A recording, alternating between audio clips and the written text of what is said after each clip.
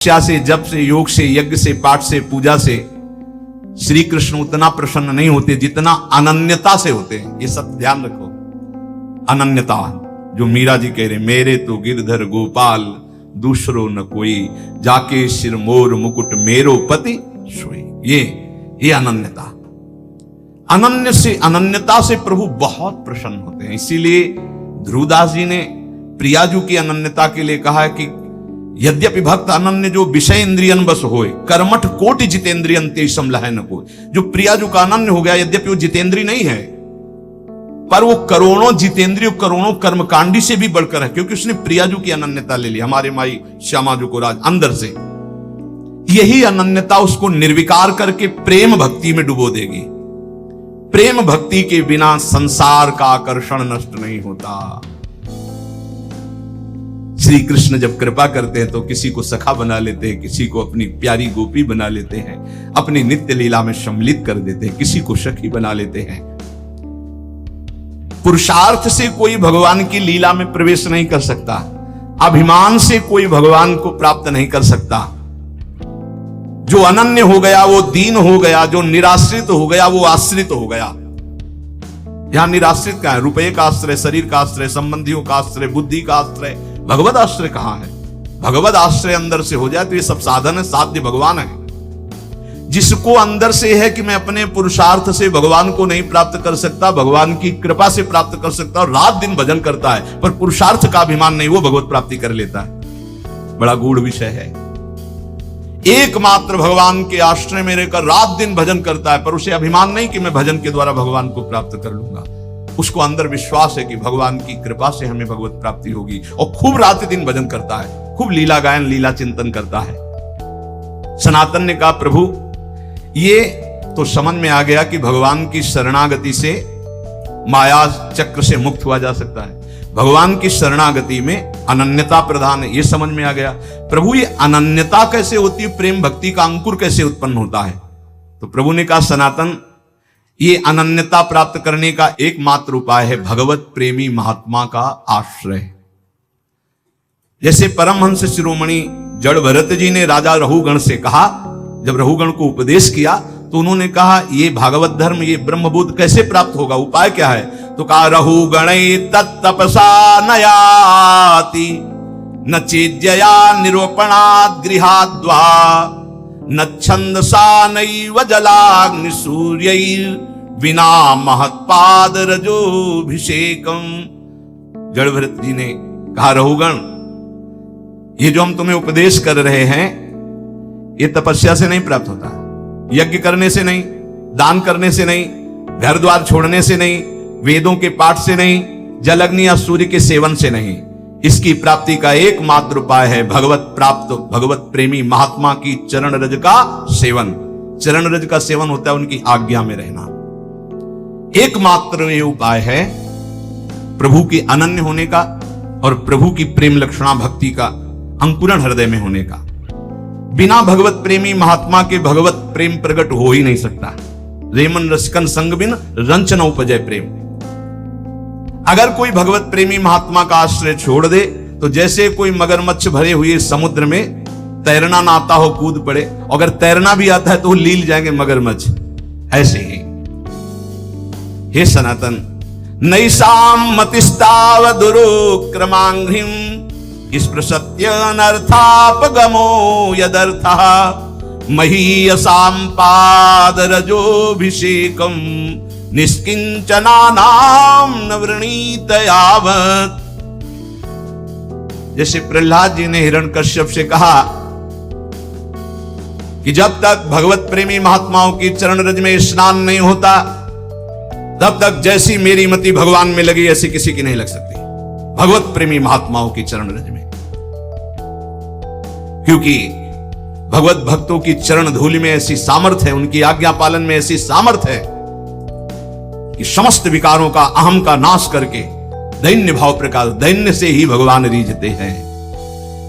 जब तक तत्वदर्शी भगवत प्रेमी महात्माओं का संग नहीं, उनकी सेवा नहीं, उनका आज्ञा पालन नहीं, उनकी चरण रज नहीं, तब तक उसके हृदय में भगवत प्रेम या भगवत अनन्यता आ ही नहीं सकती।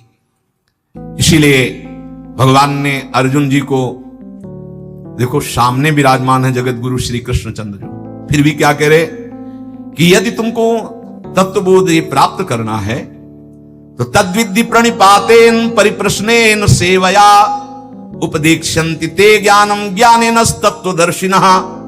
अर्जुन, तुम तत्व ज्ञानी महात्माओं के पास जाओ, साष्टांग प्रणाम करो और कपट न रखते हुए दैन्य भाव से उनसे प्रश्न करो, विनीत भाव से, तब वो तुम्हें महात्मागण उनका उपदेश करेंगे।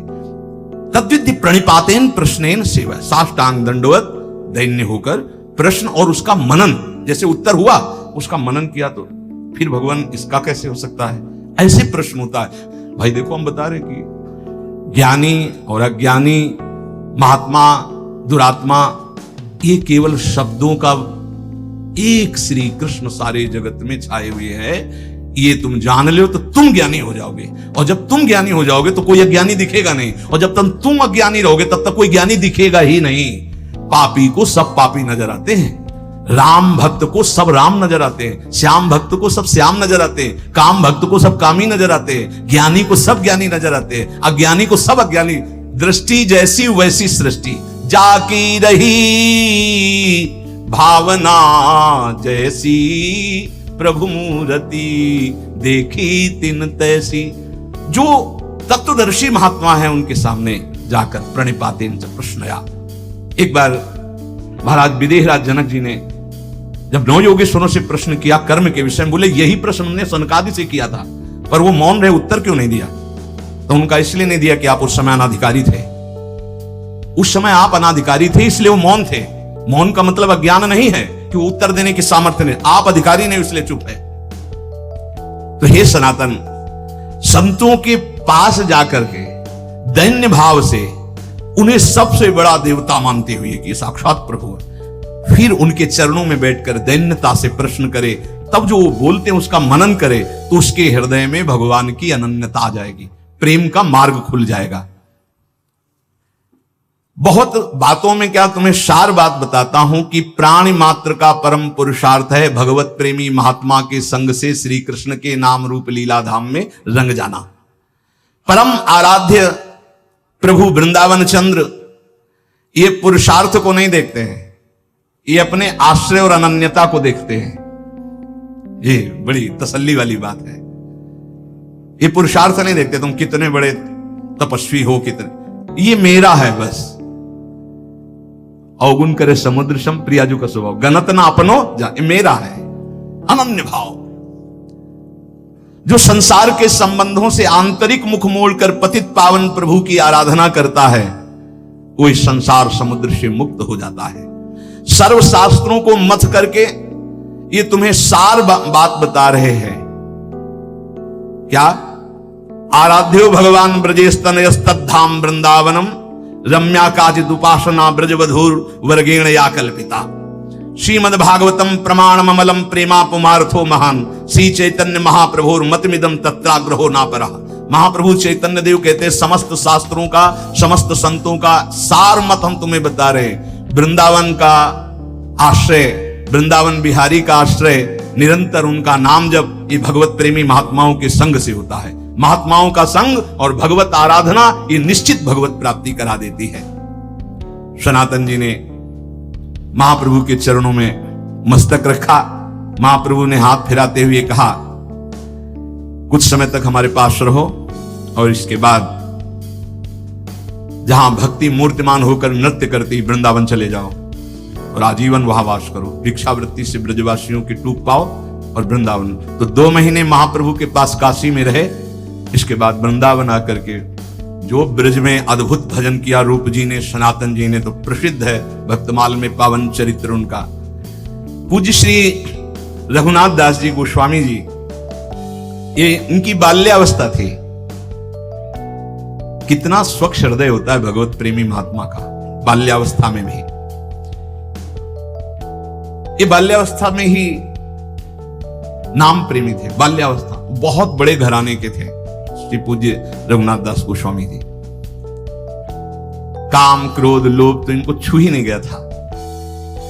वैसे पहले देखा हमने गांव में कि 15-16 वर्ष तक तो बच्चे एकदम निर्विकार निर्मल।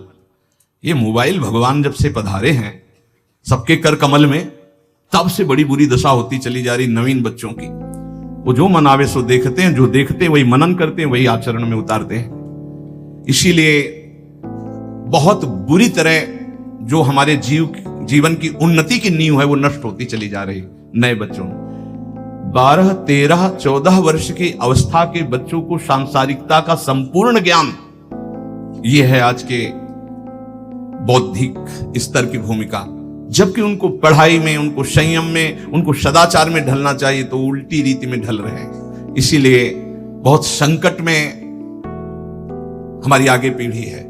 अगर संभली नहीं ना तो बहुत संकटपूर्ण। नए 18, 20 वर्ष के बच्चे ड्रग्स का इंजेक्शन लगा रहे हैं। सोचो उनकी क्या जीवन रह गया, अब उसके बिना जी नहीं सकते। और ना वो माता पिता से बताते हैं ना कोई, और वो इतनी बुरी स्थिति को प्राप्त, अब उनको चाहिए, उसके लिए वो कुछ भी करने को तैयार है। पहले उनको दोस्तों ने फ्री चखाया, फिर धीरे धीरे वो व्यसनी बन गए। फिर आज समाज में बहुत ये व्यसन, व्यभिचार, छल कपट मानो एक तांडव कर रहा है, और उसे सुख माना जाता है, उसे उन्नति मानी जाती है। पर निर्मलता उन्नति है, निष्कामता उन्नति है, ये लोग नहीं समझ पा रहे। श्री रघुनाथ दास गोस्वामी जी का हृदय बचपन से ही बहुत ही शांत स्वभाव का।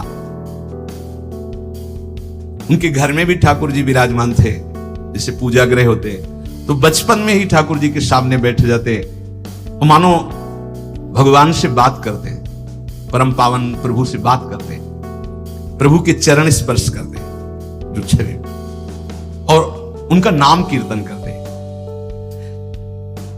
ये होता है पूर्व का कोई ऐसा भजन होता है जो बचपन में अपना रंग दिखाता है, जो भगवान कहते हैं जैसे मेरा भक्त है नामे भक्ता प्रणश्यति, एक जन्म में भगवत प्राप्ति वाली बात नहीं बन पाई तो फिर अगला जन्म महाभागवत का देते हैं। वो ऐसा जन्म देते हैं बचपन से भगवान का भजन, भगवान का मार्ग का अनुसरण, ये महाभागवत है श्री पूज्य रघुनाथ दास गोस्वामी जी। अभी तक इनके हृदय में किसी भी बात का आकर्षण नहीं था। जिसके हृदय में किसी बात का आकर्षण नहीं होता, उनको आकर्षण करने के लिए माया नहीं, भगवान के प्रेमी महात्मा जन पधारते हैं। ऐसा ही होता है। इनके पिता हिरण्य मजूमदार और उनके भाई गोवर्धन मजूमदार ये राजा महाराजा की तरह थे, ऐसा वैभव इनका था। बड़े जमींदार थे और बहुत ही बादशाह की तरफ से इनको सुविधाएं मिली हुई थी, स्वयं राजा महाराजा की तरह थे। अगर गंगा जी भी आचमन करने जाना है रघुनाथ दास गोस्वामी जी को तो 4 बेतधारी और पालकी पे बैठकर, बालक हैं 4 बेतधारी इधर उधर चल रहे, पालकी से उतरे, गंगा जी का आचमन किया, पालकी में बैठे घर आए। ऐसा 20 लाख रुपए उस समय आमदनी थी, 20 लाख रुपए की। 12 लाख रुपए बादशाह देता था क्योंकि मजूमदार थे। लाखों रुपए की जिसकी आमदनी उस समय, उसके क्या ठाट बाट होंगे। आज के करोड़ रुपए और उस समय के 20 लाख रुपए शायद, या और करोड़ से भी ऊपर हो सकते। इतने धनी होने पर उनके दोनों जो पिता थे, मतलब पिता और पिता के भाई, बड़े ही धर्मात्मा प्रकृति के थे। महाप्रभु चैतन्य देव जी तो जान रहे ना कि मेरा एक निज पार्षद कहां पल रहा है। कभी कभी ठाकुर हरिदास जी जब उधर से जाते थे तो उनके यहां जाते थे, वो भक्तों का सम्मान करते थे। हरिदास जी की नाम निष्ठा देखकर रघुनाथ दास जी के नाम में प्रीति हुई थी, तो बचपन से ही कृष्ण कृष्ण कृष्ण। महात्मा रघुनाथ दास जी बाल्यावस्था में इतने तेजस्वी थे कि जो देखता वो लुभायमान हो जाता। लावण्य ऐसा, आकर्षण ऐसा, नाम जप का ऐसा, गंभीर स्वभाव, बहुत कम बोलना, ठीक किसी को उत्तर न देना, क्योंकि नाम जब छूट जाएगा अगर ठीक से ज्यादा बातचीत करेंगे, कम बात करना। बहुत अच्छे कृपा पात्र जन होते हैं जो ज्यादा बातचीत नहीं करते। राधे राधे, कहां जा रहे हो, क्या है, क्यों न, राधे राधे भी बोलना, अंदर बोलना है राधे राधे, चुपचाप निकलो, ये संसार है। राधे राधे बोल रहे हैं, हाँ हम अंदर से बोल रहे हैं, तुम बोलो 2 बार, हम हर श्वास बोल रहे हैं राधे राधे, आगे बढ़ो। अगर कोई बड़ा पूज्य आता तो साष्टांग दंडवत करके चुपचाप एक तरफ बैठ जाते हैं, बड़ी नम्रता, मानो स्वर्ण हो और उसमें भी सुगंध हो, ऐसे थे रघुनाथ दास जी। कोई ऐसा नहीं था जो इनको देखकर मोहित ना हो जाए, गले से लगाना ना चाहे बालक। अब तो कुलगुरु बलराम आचार्य को संस्कृत पढ़ाने के लिए रघुनाथ दास जी अपनी जो ग्रंथ पोथी उनको लेकर आचार्य के घर जाते और पोथी रख देते। हरे कृष्ण। नाम में इतनी प्रीति, पढ़ने में रुचि नहीं होती कि इन सब का सार है नाम, बस नाम ही। ये देखो बड़े महापुरुषों को होता है, आप अनुकरण ऐसा ना करना कि पढ़ाई के समय तो नाम ही हम जपेंगे और इस समय और अन्य समय उद्दंडता। ये हर समय भगवदानंद में डूबे वाले अवतारी महापुरुष हैं। सरल स्वभाव कोमल प्रकृति पर रघुनाथ दास जी के हृदय में हरिदास जी का बहुत बड़ा प्रभाव पड़ा। नाम प्रेमी जो ठाकुर हरिदास जी, जिनकी पीछे चर्चा सुनी, इसीलिए वो किसी समय भी नाम नहीं छोड़ते थे। बाल्यावस्था में कभी कभी वो गुरुदेव के पढ़ाने पर भी खड़े हो जाते और नाम कीर्तन करने लगते, भावावेश आ जाता।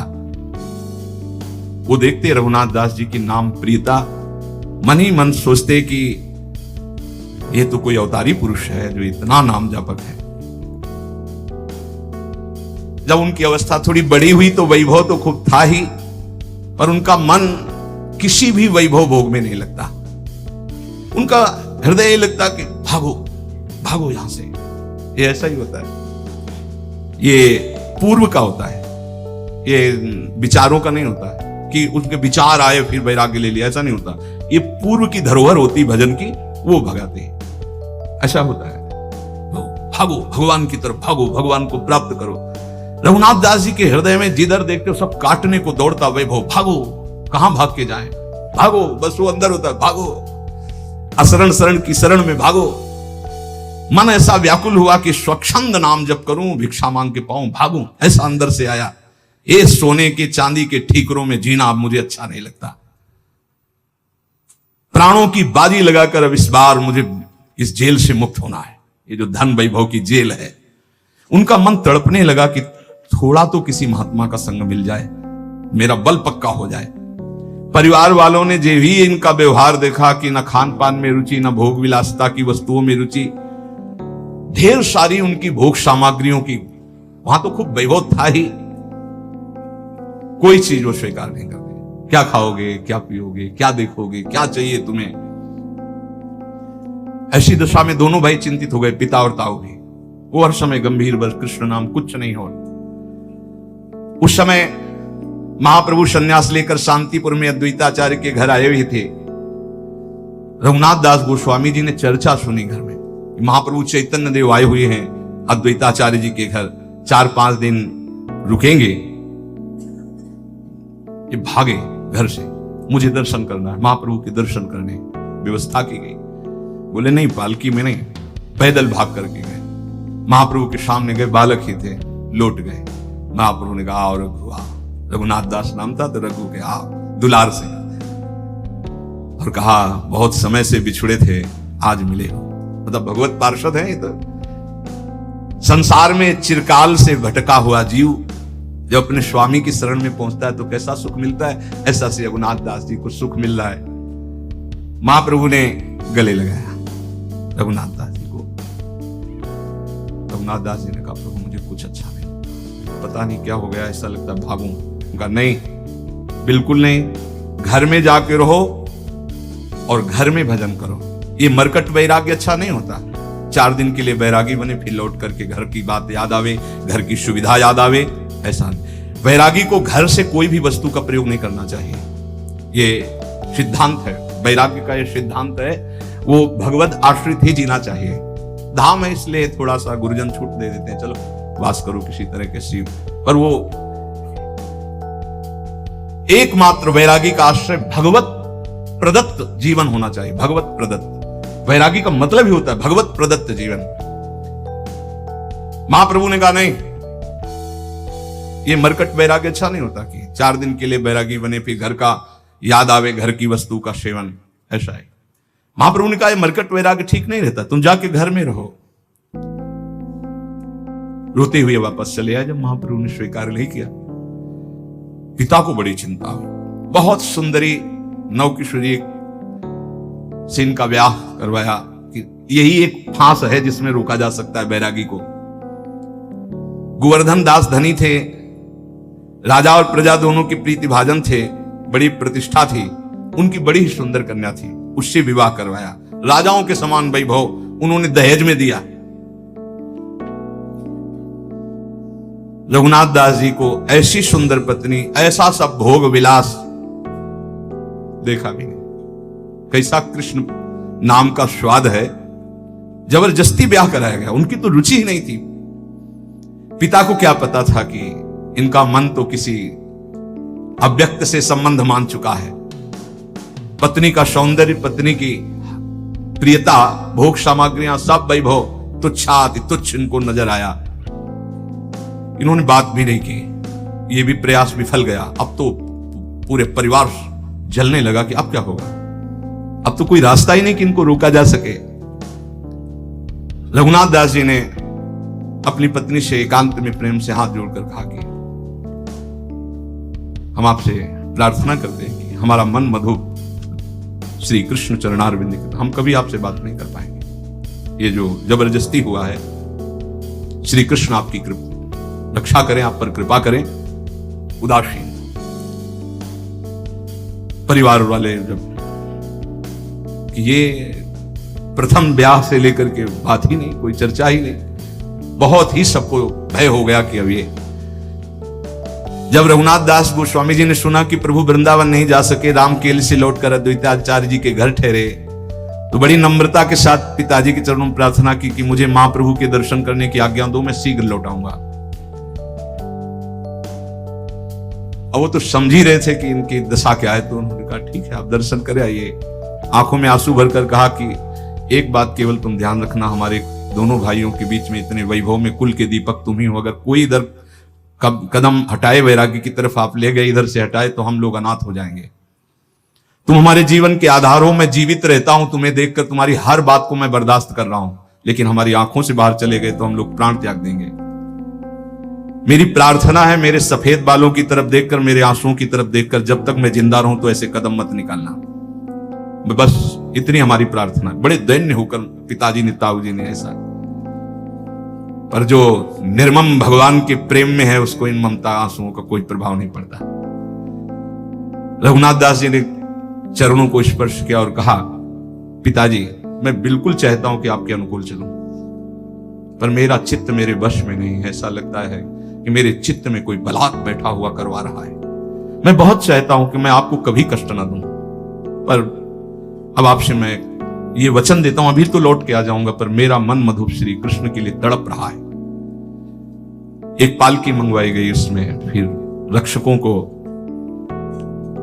राजकुमार की भांति उनको सजाकर सब भेंट की सामग्री महाप्रभु के लिए, जो ही घर से बाहर गली में ऐसे कूद पड़े, सब छोड़ दिया, नंगे पैर भागे वहां से। कौन प्रपंच पालकी, सब धूप में नंगे पैर, सुकोमल शरीर, और महाप्रभु के चरणों में जाके दूर से साष्टांग प्रणाम किया। महाप्रभु ने कहा आ गया रघु, फिर छाती से लगाया और कर कमल से इनके घुंघराले बाल ऐसे सहलाते हुए हृदय से लगाया। तुम धूप में अकेले क्यों आए, तुम्हारे साथ रक्षक नहीं आए, पैदल क्यों आए नंगे पैर? कहा प्रभु नौकर जन भी थे साथ में, उस रक्षक पालकी भी थी, पर प्रभु मुझे अच्छा नहीं लगा, मैं ऐसे, क्षमा कीजिए। महाप्रभु मुस्कुराए। रघुनाथ दास जी ने आंसुओं से भिगोते हुए महाप्रभु के काशाय वस्त्र में से कहा प्रभु अब दूरी सही नहीं जाती, अब आप अपने से दूर मत कीजिए मुझे। महाप्रभु ने कहा देखो कोई कार्य जल्दीबाजी में ना करें, तुम पर श्री कृष्ण की असीम कृपा है, पर जब तक इंतजार करो, वो समय आएगा, तुम इंतजार। रघुनाथ दास जी ने कहा प्रभु कारावास भी किसी को अच्छा लग सकता है? ये पिता का वैभव, ये पिता का सब सुख सामग्री, मुझे कारागार लगता है, मुझे छुड़ा लो इस कारागार से। महाप्रभु ने कहा क्या तुम्हें परेशान? बोले प्रभु हर समय हमारे ऊपर अंगरक्षक पहरा दे रहे हैं कि अगर मैं एक कदम भी चलूंगा तो पहरेदार साथ होंगे। प्रभु मुझे गृह बंधन से मुक्त कर दो, मैं बहुत। महाप्रभु ने कहा चिंता मत करो, तुम तो मुक्त पुरुष हो, तुम्हें कौन बांध सकता है। रघुनाथ, पर घर तुम्हारे लिए बंधन नहीं हो सकता। देखो, जब घर में ममता करे तो वो बांध सकता है, तुम तो श्री कृष्ण की ममता वाले हो। तुम आसक्ति छोड़कर घर में रहते हुए, तुम्हारा ब्याह हो गया है स्त्री से, पिता से, वैसे प्रेम में व्यवहार करो। महापुरुष जन देखते हैं हृदय की स्थिति। रघुनाथ दास जी ने कहा प्रभु मुझे इन खिलौनों में बहकाओगे अब भी? क्या प्रभु आप देख नहीं रहे हो कैसी आग लग रही मुझे इन खिलौनों से? प्रभु मैं समझ रहा हूं अनाधिकारी हूं, इसीलिए आप इन खिलौनों की बात कर रहे हो। प्रभु अब नहीं, अब तो श्री कृष्ण चाहिए। प्रभु जो आपका कृपा कोर नहीं पाया उसी को खिलौने अच्छे लगते हैं। नहीं प्रभु, आप जो उपदेश कर रहे हो उनके लिए ठीक है, जो धर्म पूर्वक गृहस्थ का पालन करते हुए भगवत प्राप्ति की बात सोचे। प्रभु मैं तो सिर्फ आपका बच्चा हूं, आपके चरणों के समीप रहना चाहता हूं। मुझे ना स्त्री में आसक्ति है, ना घर में आसक्ति है, ना भोग में। प्रभु मुझे काटने को दौड़ता है सब कुछ, मुझे मुक्त करा दो। प्रभु ने कहा जो तुम कुछ कह रहे हो सब ठीक है, फिर तो मैं कह रहा हूं कि मरकट बैरागी ठीक नहीं। वो कभी फिसल नहीं सकते जिन्होंने कष्ट को गले लगाकर आगे बढ़ा है, और जिन्होंने संपत्ति को देख करके कि अमुक आश्रम के गुरुदेव संपत्तिवान, उनके शिष्य बनेंगे, हम उनके अधिकारी बन जाएंगे, जब विपत्ति आएगी कष्ट आएंगे तो फेल हो जाएंगे। कभी भी संपत्ति को देखकर शिष्य नहीं बनना चाहिए, वैभव को देखकर शिष्य नहीं बनना चाहिए, सदैव भगवान को देख करके आगे बढ़ना चाहिए। जो ये क्षणिक बैरागी होते हैं, इन पर जब कसौटी कसती है माया तो ये लोग भाग पड़ते हैं, फिर इनको घर ही में देखा जाता है। महाप्रभु कह रहे। रघुनाथ दास जी ने कहा प्रभु कसौटी तो बैरागियों की होती, हम तो आपके बच्चा है। ये बहुत बचने का बहुत सुंदर उपाय है। प्रभु क्या आपकी कृपा रूपी अमृत का पान करने वाले को कभी क्या विषय भी सता सकता है नाथ? क्या आपके चरणों का आश्रय लेने वाले को कभी राग फंसा सकता है? प्रभु ने धीरे से कहा ठीक बात है, तुम्हारी ठीक बात है, पर अभी मेरी आज्ञा है तुम जाओ, अभी घर जाओ। मैं यहां से लौटकर पुरी जाऊंगा, फिर समय आएगा तुम पुरी में मुझे मिल जाओगे। ये नहीं कहा कि आप आना, समय आएगा तो तुम पुरी में मुझे मिल जाओगे। रघुनाथ दास जी को लगा कि महाप्रभु का आदेश हो गया है। अभी महाप्रभु पुरी तक पहुंचे। 7 दिन 7 रात्रि महाप्रभु के पास ही रहे, अद्वैताचार्य जी के घर। महाप्रभु का उच्छिष्ट पाते, चरणों के नीचे शयन करते। वहीं श्रीमन माधवेंद्रपुरी की पुण्यतिथि समीप ही थी। अद्वैताचार्य की प्रार्थना करने पर शांतिपुर में महाप्रभु और टिके। कई दिन तक आनंद मिलता रहा रघुनाथ दास गोस्वामी को महाप्रभु की उच्छिष्टामृत का। महाप्रभु फिर वहां से जब चले तो रघुनाथ दास गोस्वामी जी रोते हुए घर आए। मजूमदार जी ने समझ लिया कि अब ये हमारे हाथ से गए, अब ये हमारे वश में नहीं। कड़ा पहरा लगा दिया कि अब तो प्यार की जरूरत नहीं, अब शासन की जरूरत है। 1 मिनट के लिए भी 10 छड़ीदार साथ, शयन, लघुशंका, शौच, कहीं भी बाहर स्कूल जाना बंद, विद्यालय संस्कृत के जाना बंद, पालकी में बैठाल करके आचार्य को घर बुलाते, पैसा था यहीं पढ़ो, पूरी व्यवस्था। रघुनाथ दास जी जब इतने बंधन में कुछ दिन रह रहे थे तो किसी वैष्णव के मुख से सुना कि महाप्रभु वृंदावन से होकर जगन्नाथपुरी में आ गए। बस उनके हृदय में छा गया। महाप्रभु ने कहा था जब मैं पुरी आ जाऊं तो पुरी में समय आएगा तब तुम मिलोगे, भागो यहां से भागो, ऐसा उनके हृदय में आया था। जो आचार्य पढ़ाने आते थे उनके मन में आया कि निकलने का एक ही उपाय है कि इन्हीं के संग पीछे निकला जाए। पीछे पीछे आचार्य के चलने लगे। उन्होंने कहा कि बस बस सम्मान के लिए इतना ही काफी है, तुम अंदर जाओ क्योंकि तुम्हारे पिता ने इतनी सुरक्षा कर रखी है। मन में कि बंदी की तरह अब मुझे जीवन नहीं जीना है, क्षण भर के लिए भी जीवन नहीं जीना।